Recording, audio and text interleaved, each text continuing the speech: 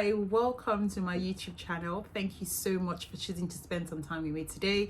I'm always really appreciative that people actually take the time to watch these videos because I know it is a time investment on your part. So thank you very much for taking the time to click on this video today.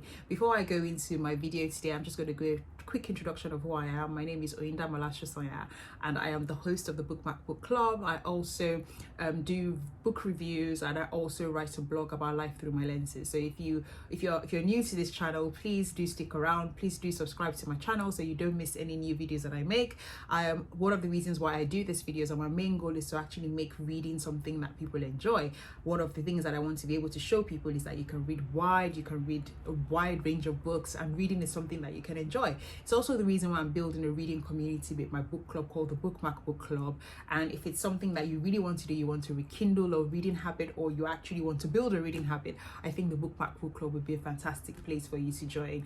I'm going to put the details on how you can join the Bookmark Book Club on this video, on the details of this video. So today, my book review today is going to be doing something that I do every end of the month or at the beginning of the month, which is to do a book recap of all of the books that I read in the previous month of that month or earlier that month. And today I'm going to be doing a book review of all of the books that I read in May 2021. So I read 5 books in May 2021. This is my book pile. I'm going to read more books on my Kindle, so I don't know how I'm going to be able to do my book pile when I read my Kindle books, but I guess I'll just flip the screen. So I read 5 books this month, and it's quite strange because I thought I was going to read more because I had some time on my hands. But as for those of us, because I live in the UK, for those of us in the UK, we know that we were released from lockdown at the beginning of this month. At the middle of this month. So I thought I was going to spend all my time reading, but it's been glorious. The sun's been out, so I've been going out, and I haven't read as much as I did, but I still managed to read 5 books in the month of May. The first book that I read, so what I normally do with my videos is I would go through all of the books that I read, give you a few tidbits and a few recommendations. But what I then do is read one book and give you something that I personally took away from it and I learned, and you can actually go away with an action tip. So the first book that I read in May 2021 was Crazy Love, Overwhelmed by Relentless God by Francis Chan, who's a preacher and a Bible scholar. So I'm a Christian, and this book is one I would highly recommend for anyone who's a Christian. It really challenged me on my faith walk. There was a particular chapter in the book called The Lukewarm Christian, and when I was reading that part of the book, I really felt attacked.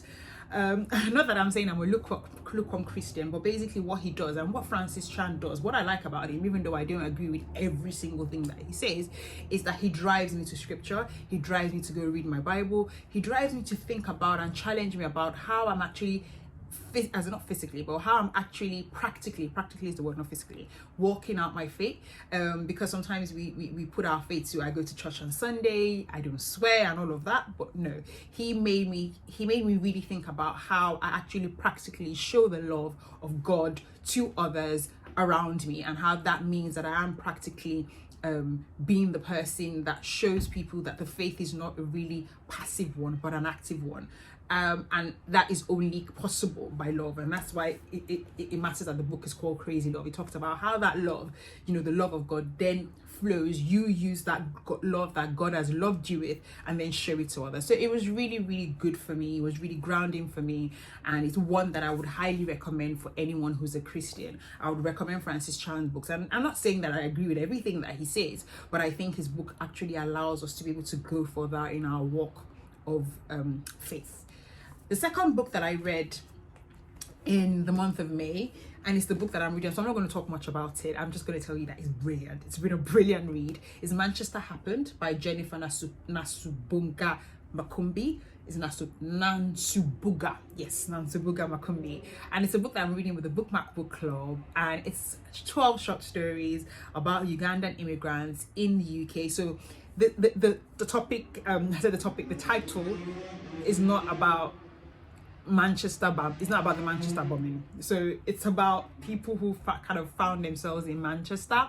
It's a really great read. It's been a fantastic stories. Some of the stories have made me laugh, some of them have made me chuckle, some of them have made me think, some of them have made me reflect, and I can't wait to actually discuss it with the bookmarkers. I call the Bookmark Club members bookmarkers. I can't wait to discuss it with them because I think some of the stories were really great stories. So it's one that if you want to, I think we're having our bookmark session on the 13th of June, so there's still time. I finished the book in about 3-4 days, so there's still time. If you're a very fast reader, you can join us. As like I said, click on the link in the description box to join the Bookmark Book Club. I promise you, it's a really wonderful community of readers. The third book that I read in May 2021. I'm trying to think of what month I'm in. You can see that I had so much fun this month, so I've lost track of time.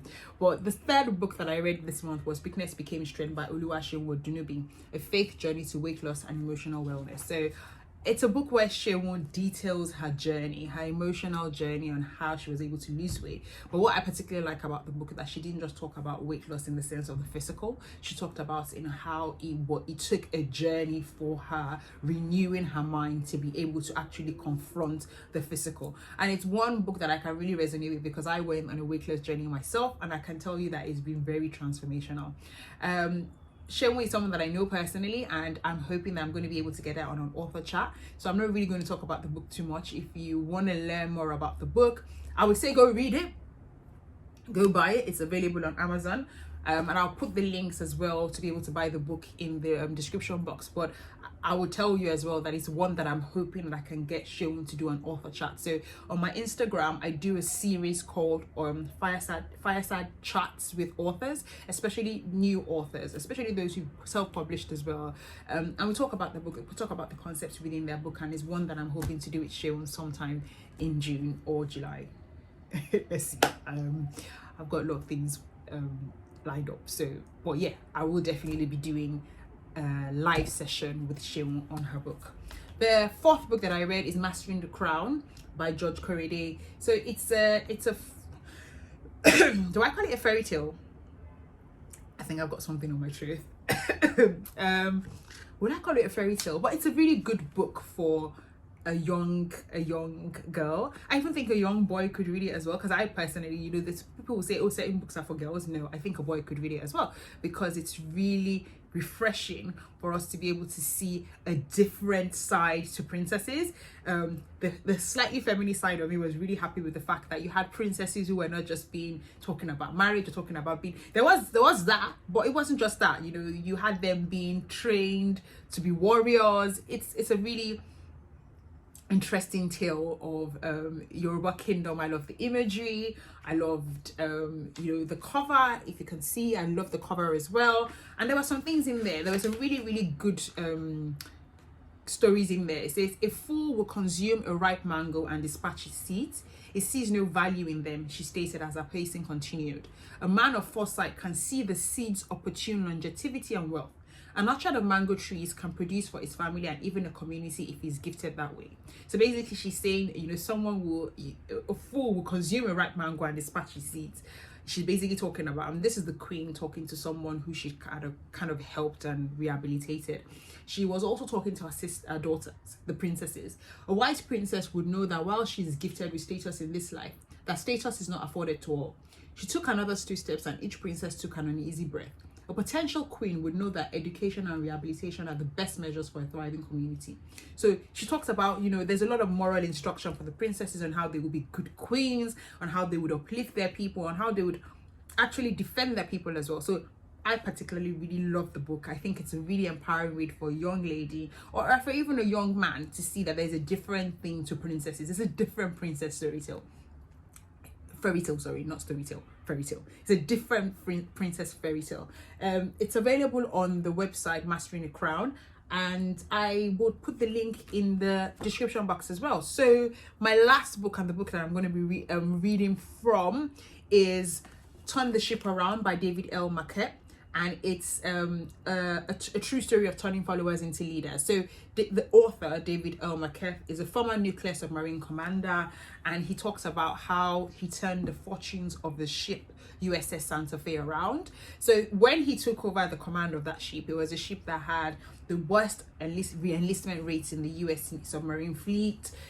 It was a ship that was failing, basically, and that's because he kind of thought that, you know what do I need to do to move the ship around? What do I need to change the behavior in the ship? And as I don't know if I've mentioned earlier in this video or if I've mentioned in previous videos, I work in business change and transformation. So it was really, really striking for me to read. And as with all things, I started thinking about it not just in terms of, you know, organizational change. I also talk about it in personal change, because that's, for me, is very the parallels between personal change and organizational change, and just basically change, isn't it? So I thought about the various things and the various frameworks that he talked about into what makes a high-performing organization, what makes a high-performing community. And he talked about, you know, the fact that most of our structures are quite hierarchical, where you have leader-follower structure. So you have a charismatic leader, and then you have followers that follow him, and everyone just listens to that person. What he did on the USS Santa Fe was that he turned it around and he made it into a leader structure, where people also have some sort of autonomy. So people had, he said you shouldn't use the word empowered, because I was going to say when you empower people, but he said, you know, when you use the word empower, it means that you use the power is yours to give, but people have autonomy, people have agency, people are able to use their own faculties to be able to find solutions. And then leadership is there to just stare. You know, leadership is there, and that's it's turn the ship around. Leadership is there to stare, and basically that's one of my principles of leadership as well. I don't think a leader. There was a lot of very interesting concepts. So it's one that I would really highly recommend. It was recommended to me by someone who I really respect and admire, and I think it's a really good read for anyone, not just if you work in organizational change, but for anyone who actually wants to look at a different mode of leadership. So there was one part of the book that I'm going to quickly read where we talked about we learn. And I'll quickly read parts of it and give you my thoughts on it. It says, the chapter is called We Learn. What do we do on a day-to-day basis on the USS Santa Fe? We learn. Why is learning a better word than training? Training implies passivity. It is done to us. We are trained. We attend training. Learning is active. It is something that we do. Learning is something that we do. The purpose of training is to increase technical competence. Increased decision making among employees will naturally result in greater engagement, motivation, and initiative, and you will end up with significantly higher productivity, morale, and effectiveness. So how does this work? What do we learn? We learn how to prepare a submarine for success in combat. Why would we need to go to combat? We would go to combat if called upon by our country to defend the Constitution of the United States. If all we do is learn, how does the work get done? We do the work, but we learn by doing. Maintenance, evolutions, casualty drills, and studying. So when we are working, even during field day, we are learning. It seems like a trick. We're still doing the same thing. We're just calling it something different. Yes and no. Yes, in that we will still keep the boat clean, drill, do maintenance, qualify, and the myriad other tasks that take up our time. No, in that how you look at things makes a difference. Instead of looking at a task as just a chore, look at it as an opportunity to learn more about the associated piece of equipment, the procedure, or if nothing else, how about how to delegate or accomplish tasks? How does the training program fit in? The training program is a part of the learning process, but by no means all of it. Training, listen to this, and this is the part I love, and I'm always, as in, if you've worked with me before, you would always hear me saying, training is not change management or training, but training is a subset of learning, which in turn is a subset of personal growth. We strive to grow each day. Therefore, our vision of our command is a learning and competence factory. The mechanism basically says we learn everywhere all the time. I particularly love where he said, we do the work, but we learn by doing.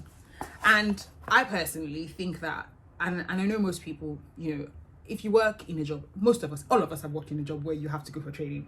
You know, it's a requirement, it's a regulatory requirement, it's a statutory requirement. You need to train, you need to be trained. You get someone starts new, I'm starting a new job very soon, and I'm going to be trained on the systems. But what I don't like about training is that, as he said, it's a very passive concept. So when people say, oh, we train our staff, I think the better way to do things is to have a learning environment where people learn. In that sense, people take responsibility for their learning. And one of the most effective ways to learn things is by doing it. So these videos that I'm doing, I've gotten better at doing different things by actually doing it. and it means that I'm always forever learning. How can I do, how do I put it, as you know, you're always learning. So I personally feel that learning, having a learning mindset, or cultivating a learning mindset in your organization, in your family, it's a different, even with my children, I say, okay, how do you think that works? As in, go on Google and find out how can we do that. Go find that recipe on Google. I say that to my daughter. Go find that recipe on Google or something, because I feel that that's the best way you can create a learning mindset as opposed to training. Someone who loves to learn would eventually be competent. So learning, if you take nothing away from today's video, is that what is your attitude towards learning? And if you are in a position of authority, or you have people who kind of answer to you, I think the better way to actually lead is to actually get people to have a learning mindset.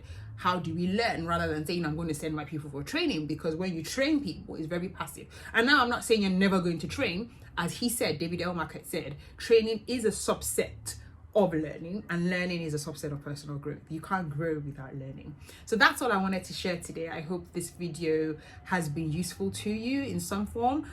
All of the books that I've mentioned today, I'm going to put them in the link in the description box.